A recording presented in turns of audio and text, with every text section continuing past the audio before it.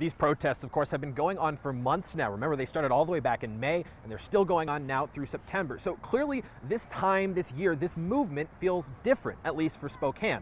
But has it resulted in any real change yet? Protests kicked off in Spokane and around the world after police officers killed George Floyd in Minneapolis. They then continued for weeks as demonstrators demanded racial justice, equality, and drastic changes to policing.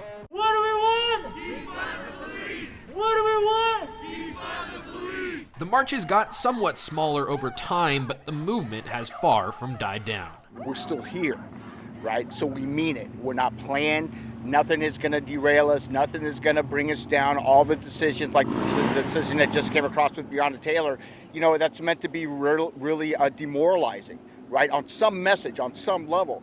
And the reality is we've been here for 400 years. We're not going anywhere. We are more determined now than we've ever been, and we will keep leaning in.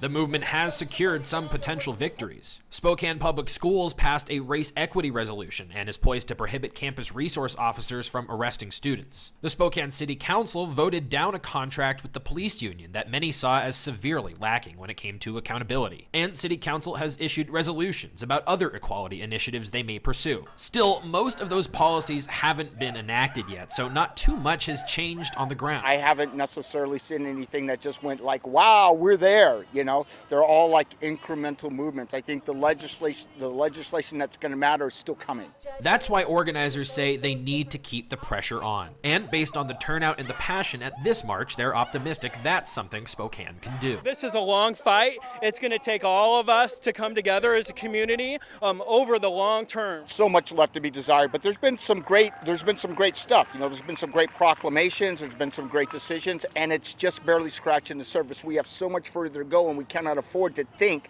for any second that we can stop here. Casey Decker, KREM 2 News.